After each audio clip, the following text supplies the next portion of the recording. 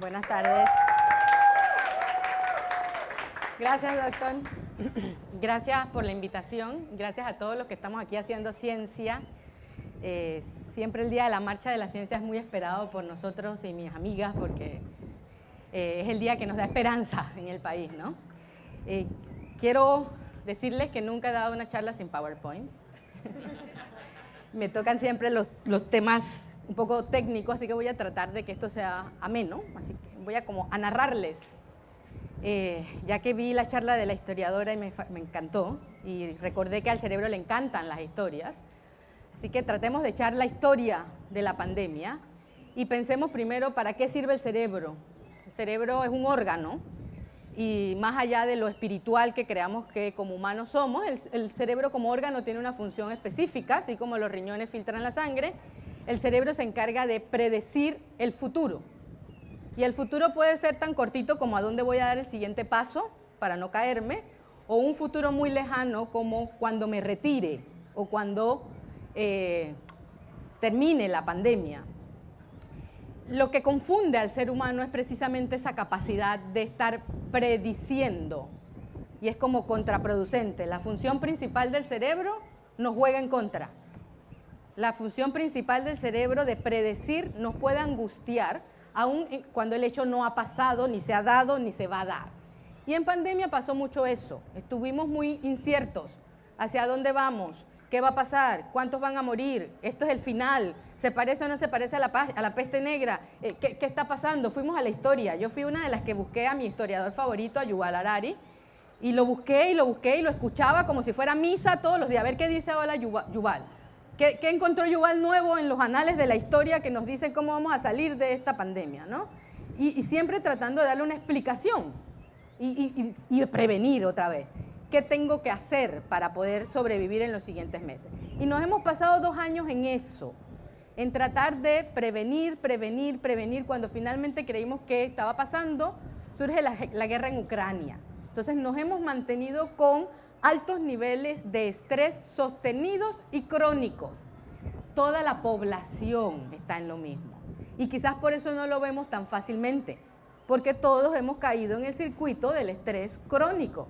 Y vemos que la gente está más agresiva, y vemos que la gente está más llorona, o vemos que la gente está más vulnerable, o está haciendo cosas como jamás hubiese pensado eso de esa persona, pero no nos hemos detenido a pensar que todos estamos en ese desgaste que ha sido el tratar de predecir una pandemia que no teníamos forma de predecir o de saber cómo iba a concluir o cómo va a concluir la pandemia. Por lo tanto, el cerebro y el resto del cuerpo está inflamado, o sea, está pasando un proceso de desgaste. El cuerpo, cuando está estresado, genera unos químicos que son maravillosos para atacar el estrés. El ejemplo clásico es que si usted está en la sabana y viene un león a comérselo, su cuerpo tiene que hacer una huida, tiene que correr muy rápido para poder salir de ese estresor. Tenemos un examen, tenemos un parcial, tenemos una entrevista de trabajo. El cuerpo genera los químicos necesarios para que yo resuelva esa situación. Y maravilloso, generó los químicos, resolví y bajé otra vez a mi nivel de bienestar. No estamos todos los días haciendo exámenes, ni estamos todos los días enfrentándonos a una entrevista de trabajo. Eso pasa ocasionalmente. Entonces, ocasionalmente estar estresado es muy bueno. El cerebro, como les digo, genera un químico que se llama noradrenalina y permite que prestemos atención a los detalles y tengamos mejor memoria y en la dosis correcta. En pandemia hemos abusado de la noradrenalina en el cerebro y del cortisol y la adrenalina en el cuerpo. Y esos 3 químicos han estado generando lo que se conoce como un desgaste o una niebla pospandemia, que no solo es de los pacientes que han tenido COVID, es de todos los que hemos pasado por la pandemia. ¿Y qué es la niebla? Es esa sensación de que no me estoy concentrando correctamente, de que me canso más rápidamente, de que se me olvidan las cosas o de que no tengo autocontrol en cualquiera de las situaciones, ya sea en la conducta o en el pensamiento o en la emoción. Me está fallando el autocontrol. ¿Qué pasa en pandemia? No es el momento tampoco pospandemia de que el cerebro aprenda muchas cosas en la escuela. Entonces, los que somos papás o los que somos docentes o los que tenemos algo que ver con el sistema educativo, tenemos que entender que en este periodo no vamos a ser los mejores aprendices, porque el cerebro, que es el que aprende, está cansado, está desgastado. No es el momento para instaurar cosas de memoria, por ejemplo, porque el área del hipocampo, que es el área de la memoria, está también alterada y distorsionada por el estrés que hemos estado sosteniendo. Algo que pasó en pandemia y que afectó significativamente los cerebros de todas las edades es la pérdida de la socialización. Al no vernos con otros, al no participar, los latinos somos muy pegajosos y celebramos todo, los cantaditos de cumpleaños, que el bautizo, que el baby shower, que si el sexo del bebé, o sea, celebramos todo. Entonces se perdieron esas celebraciones que lo que hacen es ayudar a que el estrés no sea sostenido. Usted sostiene el estrés de lunes al viernes, pero el sábado tenía una actividad, el domingo iba donde la familia y bajaban los niveles de estrés. Dejamos de socializar y eso ha sido terrible para los niños menores de 5 años y para los adultos mayores de 65, porque el cerebro de esas personas necesita socializar todos los días constantemente. Y por cuidarlos del COVID, pues evitamos todo este tiempo la socialización correcta y estamos viendo que el cerebro, por ejemplo, de los niños pequeños no está aprendiendo a hablar correctamente, nos estamos atrasando en el lenguaje en los niños pequeños. ¿Qué hizo la pandemia? Hizo que estuviéramos encerrados y al estar encerrados prendimos más las pantallas. Las pantallas se convierten en un estresor extra porque tiene luz, tiene sonido y el cerebro está respondiendo a ella. Si tuvimos pantalla por 8, 9, 10 horas en pandemia porque no había más nada que hacer, evidentemente ese se convierte en un factor extra post-pandémico el haber tenido pantallas. Otra de las cosas que nos pasó es que dejamos de dormir correctamente. Dormíamos más tarde, nos levantábamos más tarde, hacíamos una siesta en el medio del día para que se fuera el día más rápido y desorganizamos el ritmo de sueño y muchos niños recién ahora que están yendo presencial fue que tomaron otra vez un patrón de sueño de noche, no, dormir. ¿Ves? Allá tengo un voluntario que dice que a él le pasó. De noche se duerme y de día se vive. Muchos hemos cambiado el ciclo. Jalamos la noche hasta muy tarde, 1 o 2 de la mañana y despertamos tarde. Eso se convierte en un estresor extra para el cerebro post pandemia. Perdimos el ejercicio físico y ahí vamos por ahí mismo con las recomendaciones. ¿Qué hacemos post pandemia? Socializar. Esto que estamos haciendo, o sea, salir no solo en familia, porque en familia estuvimos mucho tiempo, sino con los otros. Y parece una bobada, pero cuando la historiadora hablaba de los prejuicios solo se dan en sistemas cerrados. Cuando el sistema se abre, los prejuicios se tienden a ir, porque son inoperantes con las nuevas culturas o con los nuevos grupos. Entonces, abrirse otra vez a eso fuera de la familia. El cerebro pospandémico le está costando lo social, porque estuvo 2 años metido en la casa. Entonces, por ahí andamos más irónicos, o no entendemos algunos sarcasmos, o estamos siendo más crueles, porque perdimos cierta capacidad de empatizar, de ponernos en el lugar del otro. Más voluntarios. Muy bien. Ponerse en el lugar del otro. Así que estas cositas que estamos mirando y la descripción de la charla tiene que ver primero que nos miremos con compasión. Bueno, es que pasamos por una pandemia. Y eso ya es un logro. Pasamos rápido por una pandemia. Los pesimistas pensamos que no iba a ser tan rápido. No pensamos que el mundo se pusiera de acuerdo tan rápido en cómo llevar esto adelante.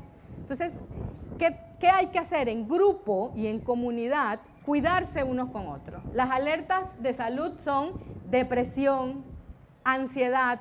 Si no nos tocó a nosotros un estado depresivo, vigilemos a los demás. Vigilemos nuestros compañeros, nuestros amigos, que pueden estar pasando o no teniendo las herramientas necesarias. Los trastornos de ansiedad están disparados. Las alertas de trastornos de sueño están disparados. Lo malo de los trastornos de sueño es que es pura conducta. O sea, no hay un medicamento, no hay nada que te cure un trastorno de sueño si no empiezas por la parte conductual. Quiere decir que muchas de las cosas que nos pasaron o nos están pasando pueden ser modificadas de a poquito, tratando de ver qué es lo que la pandemia disreguló. Disreguló mi alimentación, bueno, voy por ahí. Mi sueño, estoy durmiéndome muy tarde, voy por ahí. Tratando de ir acomodando y volviéndonos a sincronizar, porque estos 2 años han dejado sobre todo un cerebro inflamado, ¿no? Gracias. Hay muchas preguntas, lo veo un poco en los ojitos. ¿No? No, muchísimas gracias, doctora Emi. Y nosotros hemos aprendido de todo en esta pequeña charla, donde este es un tema que ella le apasiona tanto, que yo no sé si ustedes te han dado cuenta de la ropa que tiene, ¿no? Hasta la gorra está en neuroevangelización. Y a mí me gustaría que nos hable un poquito de qué es eso de neuroevangelización, porque lo tiene hasta con un corazón, háblenos. Bueno, es un chiste interno de una profesora mía que me contrató a través de UNICEF para capacitar a las cuidadoras de los CAIPIs. Y ella me decía, es tu momento de neuroevangelizar, ¿no? Entonces el chiste viene un poco de ahí. Pero el tema está en que siempre hemos propuesto las neurocientíficas de que la neurociencia tiene que ser para todos. Yo tengo que saber cómo es la higiene de mi cerebro, así como me sé lavar las manos, así como me repiten en la escuela cuáles son los hábitos de higiene. El cerebro debe estar incluido, debe ser algo que todos debamos conocer, cómo funciona, cómo hago que sea más eficiente, cuáles son los mejores momentos para que un cerebro aprenda algo, en qué mejor horario mi cerebro puede aprender, porque el cerebro es el capital que tenemos, somos nosotros, nos interpreta el mundo, nos da sentido, pero no conocemos realmente del cerebro. Entonces el tema de neurociencias para todo es que llegue la información a donde tiene que llegar. O sea, no es posible que un niño vea un cerebro en maqueta, pero nunca realmente lo vea en un laboratorio de ciencia. Si tú eres el cerebro. O sea, todo el mundo tendría que ver cuánto pesa un cerebro, cómo está formado, y nos haría muy fácil después tener salud. Gracias. Salud en general, porque ya cuando explicamos por qué hay que comer bien, porque hay que hacer ejercicio, pues lo explicamos desde un órgano maestro. Entonces el chiste por ahí viene, ¿no? Neurociencias para todos. Ahí hay una pregunta. Claro, y vamos a hacer una dinámica, porque ella habló del cerebro post-pandemia, pero muchas veces la gente no se da cuenta si en verdad tuvo eso. Entonces vamos a hacer una dinámica. Cierren todos los ojos, todos cierren los ojos. Y vamos a hacer unas preguntas y ustedes van a levantar la mano cuando es correcto, ¿ok? Viene. La primera pregunta. Ya levantaron la mano. La primera pregunta. ¿Quién tuvo trastornos del sueño durante la pandemia? La segunda pregunta. ¿Quién tuvo trastornos de alimentación durante la pandemia?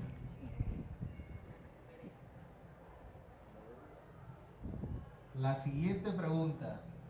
¿Quién tuvo trastornos de productividad en su trabajo? Ya pueden abrir los ojos. Profesora, cuéntenos qué vio usted de este ejercicio, porque usted vio todas las manos.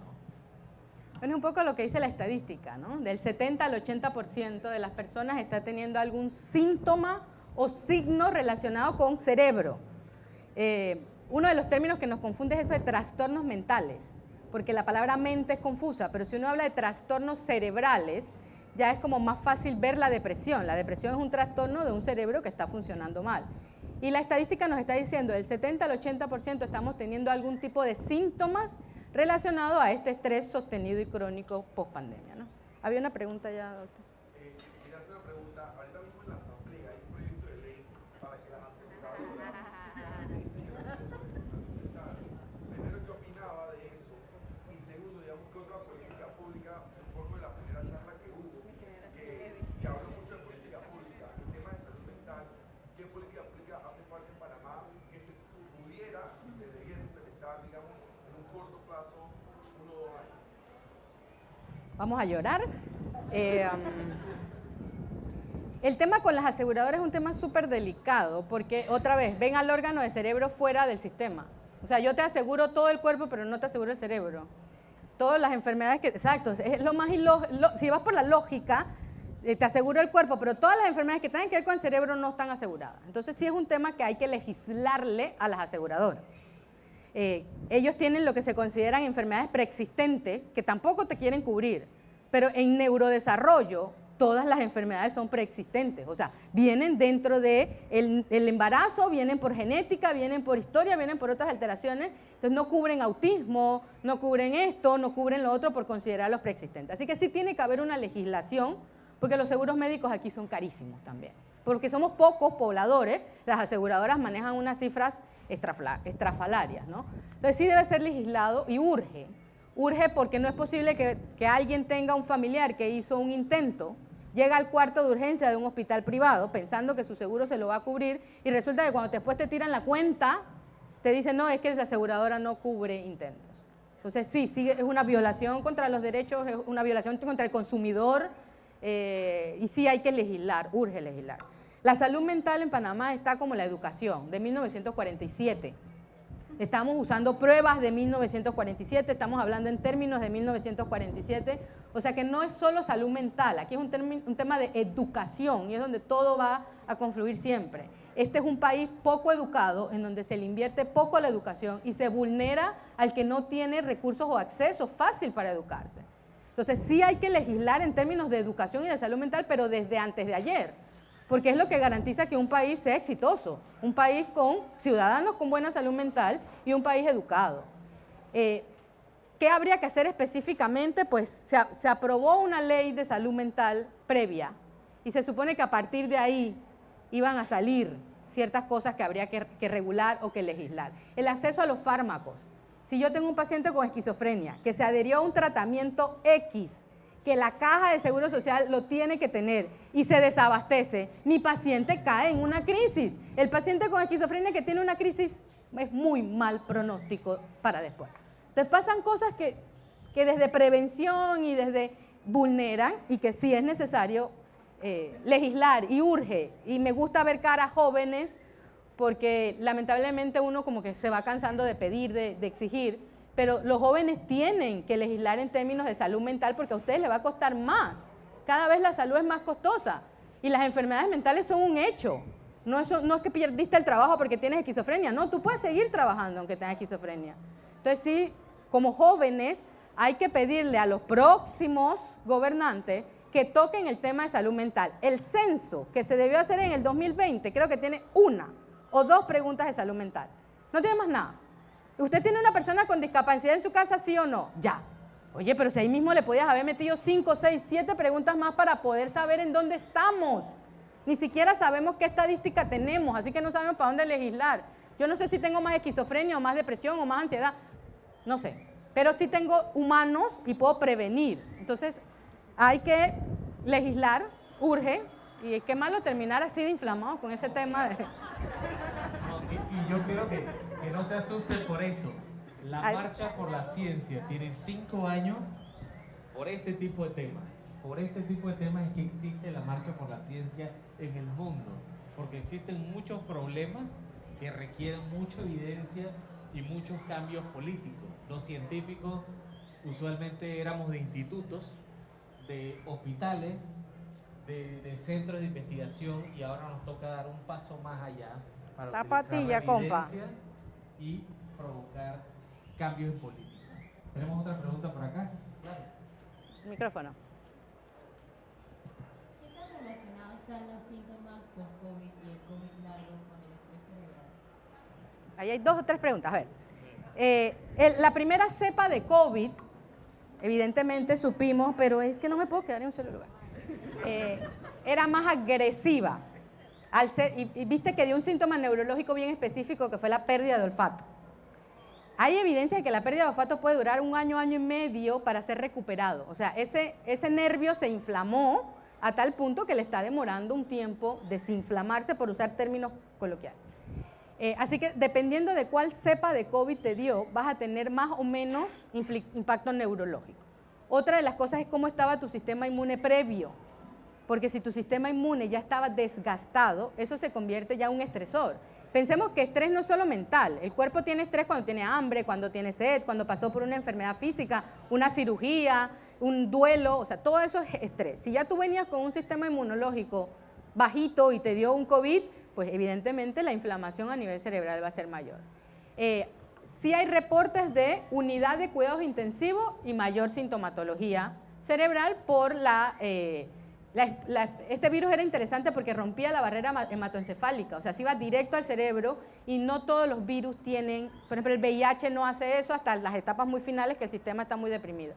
Pero este virus lograba hacer eso. Entonces, la primera cepa. Entonces, dependiendo de qué cepa te dio, cómo tenías el sistema inmunológico antes y los síntomas, que si te llevaron o no a la unidad de cuidado intensivo. Lo prolongado del COVID responde al sistema inmunológico también. O sea, cuán rápido se repone tu sistema inmune, cuánto tiempo le puede llevar responder tu sistema inmune a una amenaza tan fuerte como esa infección.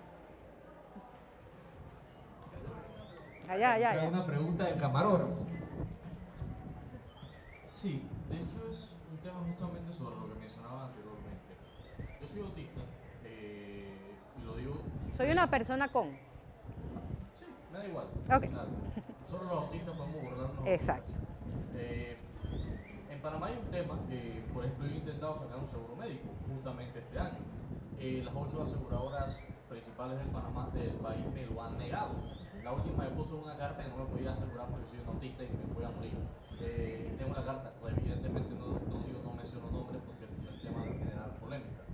La cosa es más sociológica, por así decirlo. La pregunta es más relacionada a la parte de la sociología per se.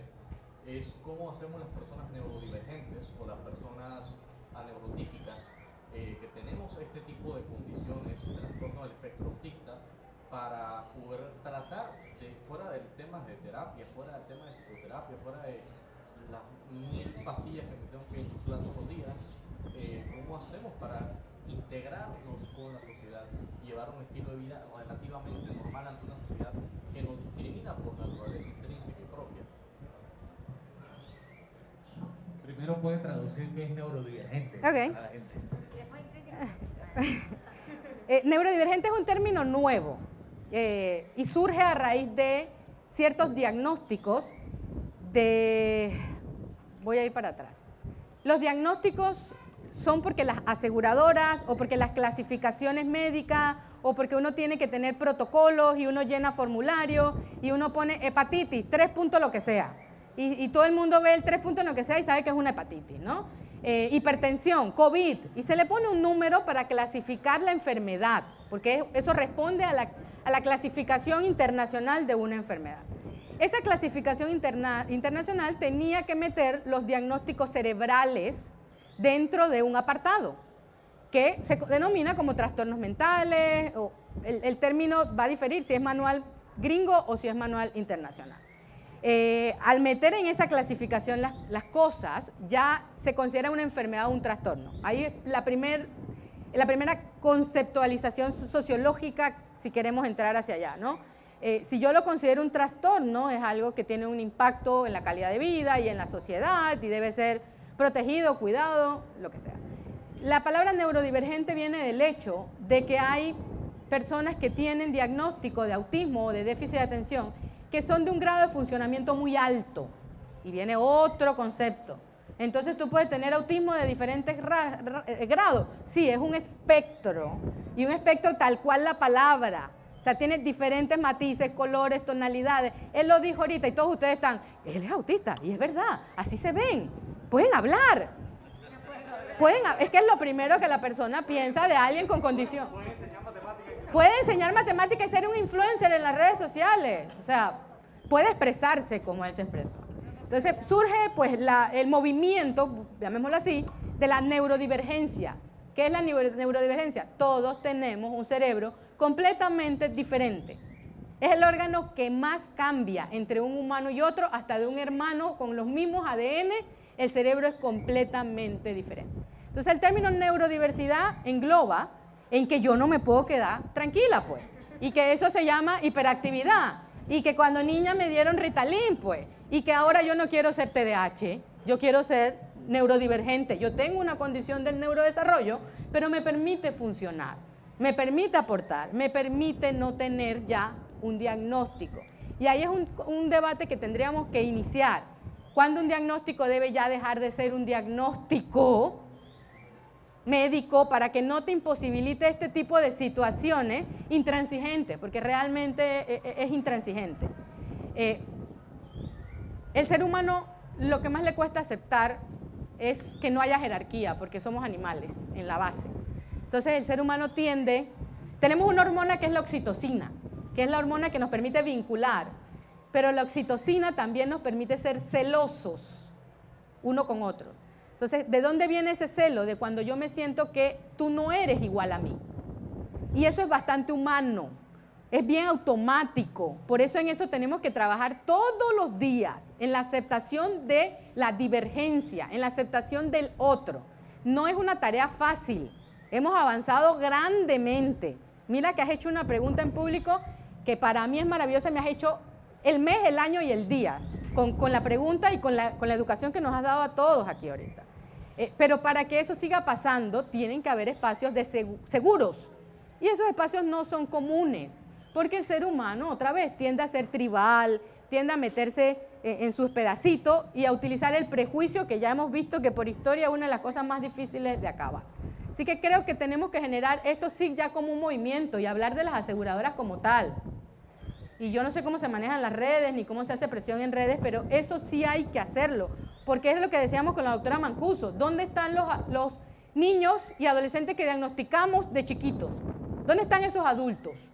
Los adultos con trastorno del espectro autista crecen, necesitan trabajo, necesitan ser incorporados y necesitan seguros médicos, evidentemente. Entonces, ¿dónde están las legislaciones al respecto de los adultos? Todo muy bonito para los niños, el SENADI y demás. ¿Qué pasó con los adultos que crecieron con la condición que sea del neurodesarrollo? Porque hay un sinfín de condiciones. Hablamos del autismo porque está de moda, el TDAH estuvo de moda y han estado de moda diferentes diagnósticos, pero hay varias condiciones del neurodesarrollo. Así que yo sí creo que hay que hacer un movimiento y denunciar un poco más lo que está pasando y darle nombre, cara y apellido.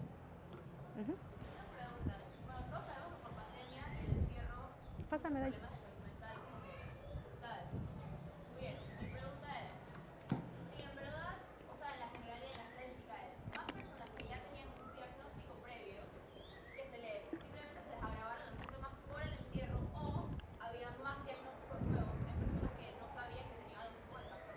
Las dos cosas. Las dos cosas. ¿Has oído de epigenética? ¿No? La epigenética es lo que nos pasa todos los días, desde que nos levantamos hasta que nos acostamos. El sol, por ejemplo, hace epigenética. En la vitamina D y ella va a los genes y ta. La epigenética es las cosas que pasan fuera de los genes. Un estresor crónico como la pandemia es considerado como algo epigenético, es decir, algo que puede cambiar tus genes. ¿Qué hace un estrés crónico? Es abrir el switch del gen. O lo pone on o lo pone off. Entonces resulta que tenías el switch de la obesidad. En cerebro es más difícil hablar de genes. Ese es todo un lío meternos en la genética del cerebro porque lo que buscamos no es un gen, sino que es un conjunto de genes y es todo Pero hablemos, por ejemplo, de obesidad. La predisposición a la obesidad estaba ahí apagadita y tú tratabas de hacer ejercicio y no comías de noche y tal. Vino la pandemia y switchó el gen y entonces tiendes ahora a acumular más grasa, a buscar preferir más los carbohidratos y puedes convertirte en una persona con obesidad. Hizo las dos cosas. Las personas que ya tenían diagnósticos se les agravaron y a muchos se les agravaron por cosas tan sencillas como no conseguir su medicamento. Los medicamentos de salud mental escasearon en pandemia y el farmacéutico les ofrecía genéricos porque dejaron de venir muchos medicamentos. Y una de las cosas que pasa con cerebro es que cuando la neurona se adhiere a una molécula, esa es la marca que le gusta. Y si se la cambias, entonces hay algunas dificultades. Entonces vieron temas de salud mental hasta porque no habían medicamentos, no había acceso a los medicamentos, no había tu control con tu psicólogo, con tu psiquiatra, con el trabajador social, con el que tuvieses que estar mirándote. Así que se agravaron las que existían y surgieron. Switcharon muchos niños, adolescentes que no iban a tener esquizofrenia. Tenían el gen callado, y a lo mejor a los 25 años con una ruptura o un estrés crónico hubiese switchado. Switcharon niños con psicosis. Vimos psicosis hasta niños de 8 años, que también no sabíamos si era producto del encierro, las pantallas y la falta de dormir, o si realmente era una psicosis como tal. Así que las dos cosas. Otra pregunta.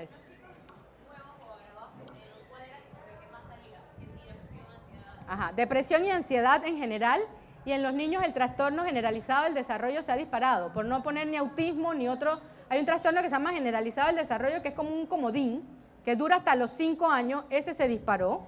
Se disparó el diagnóstico de autismo, está en 1 en 100, estaba creo que en 1 en 60, 1 en 160, ahora está en 1 en 100. Se dispararon los trastornos del lenguaje en los niños, expresivo, comprensivo, pragmático, social, y en los adolescentes las conductas de autocontrol, ya sea de consumo de sustancia, sexuales sin protección y también de automutilación de algún tipo se dispararon. Estamos, y lo importante es que es eso, ¿no? Después que digamos estamos todos mal, nos abracemos y sigamos para adelante como tribu, pero estando conscientes de que no estamos tan bien y que no nos exijamos tampoco cierta cantidad de cosas que quizás podíamos exigirnos en un buen momento.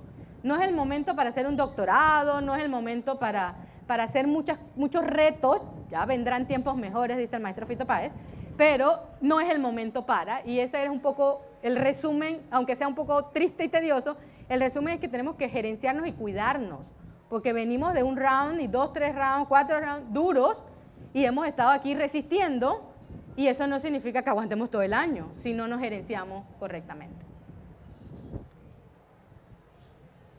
Oiga, muchísimas gracias por las preguntas. Tenemos una más aquí, claro. ¿Ha habido algún protocolo hacia el MEDUCA para darle bases sobre cómo adecuar un poco la pedagogía post-pandemia? La pregunta para las redes, que si hemos tenido algún protocolo por el MEDUCA para... Están buscando la lengua hace rato. Sí, dale. Suerte que no trabajo para ninguna institución del Estado. No, Meduca sí lanzó lo que se llamaba el currículum de emergencia. O sea, Meduca dijo, vamos a priorizar contenidos, y el priorizar contenidos significa que nadie iba a aprender el pretérito pluscuamperfecto, porque eso no está en un contenido priorizado, ¿no? O sea, Meduca sí lo dijo. De ahí al hecho es lo que siempre pasa, ¿no? O sea, se hace la normativa y la normativa no se ejerce. Se dijo 2 horas de clases máximos virtuales. Ellos tenían una cantidad. Los de preescolar, tanto. Los de primaria, 1 hora. Y máximo, 2 horas al día. ¿Qué hicieron las particulares? Trabaron de 7 de la mañana a 3 de la tarde a los chiquillos en la pantalla aprendiendo nada. Ahí nadie legisló, ahí nadie reguló. Algunas escuelas ni siquiera eso, porque el maestro entonces no tenía cómo conectarse. O sea que esos niños no fueron 1 año, 2 años a la escuela. Entonces... sí, la legislación sigue siendo, de hecho, Meduca dijo todo el primer cuatrimestre o bimestre, o no me acuerdo ahorita cómo estamos, trimestre, va a ser de lo que ellos le llaman de indagación, como ver cómo estamos. No pongan ejercicio, no evalúen, no, tampoco se cumplió. Entonces sí se dijo, pero no se le reguló. ¿Sí? El martes tiene 5 ejercicios esta pobre criatura. ¿Cuál es la escuela para no ir? Hay escuelas así, hay escuelas que tienen 2 ejercicios diarios, y no hablemos del San Agustín porque tengo público del San Agustín presente y poder ir susceptibilidades. Pero hay colegios que les han dado como si hubieran ido los 2 años a la escuela, es lo peor. O sea, si estoy en 3er grado, ya yo asumo que tuviste tu primero y tu segundo bien. Así que ven que te voy a dar, no sé qué dan, fracciones heterogéneas. Pero si no aprendieron a sumar y a restar porque no fueron a la escuela, estaban en pantalla. En la pantalla no se aprende, eso está requete estudiado. En la pantalla uno se divierte, uno muy rara vez, y tienes que ser adulto con alto nivel ejecutivo para poder aprender de una pantalla. Entonces, 2 años no fuimos. Yo tengo niños de prekinder, 4 años, 2 años en pandemia. El 50% de su vida han estado en pandemia. Esos 2 años en pandemia tuvieron el calzoncillo en la casa. Porque ¿para qué le vamos a poner ropa si estábamos en pandemia? Recuerden cómo fue la pandemia. En calzoncillo todo el día porque tenían 2 años, 3 años, viendo televisión porque la mamá tenía que trabajar en la computadora y el papá empantallado. Y ahora quieren que en prekinder hagan el círculo. No se han puesto ropa en 2 años. Están usando uniformes, zapatos, sentaditos en una silla y quieren que hagan círculos. Entonces no estamos entendiendo... Y eso es uno de los fenómenos del cerebro. El cerebro son sesgos. El cerebro tiene que vivir de sesgos. O sea, si todos los días en la mañana yo me recuerdo la pandemia, no salgo de la cama. Entonces, claro, tengo que tener el sesgo de que lo que pasó no fue tan impactante, no hubo tal cosa, lo minimizamos para poder seguir. Así es normal eso. Pero también tenemos que ponernos así como la mamá. La mamá ya sabe que si de 5 peló 2, pues eso es lo esperado. Aprovecha. Sí, eso es lo esperado, porque a qué escuela se le ocurre ponerle 5 ejercicios al muchacho, ¿no? Sí, las escuelas están abusando y eso es un tema bien importante porque se convierte en estrés más estrés. Y la consulta está llena y no hay psiquiatras y no hay psicólogos, y aquí hay un poco de psicólogos que te dicen es que yo no tengo cupo hasta dentro de un año, y se acabaron los recursos y las escuelas siguen como si nada estuviera pasando. Entonces, sí, es un tema que también hay que ir allá y la ciencia hablarle a las escuelas, de una vez por todas, que entre la ciencia a la escuela. Claro. Bueno, muchísimas gracias, doctora. Aquí vamos a abrir el espacio para que se puedan reunir con la doctora y le hagan las preguntas en persona. No siempre tienen acceso a eso. Ella se va a quedar aquí una Haciendo hora, consulta. como una hora haciendo consulta.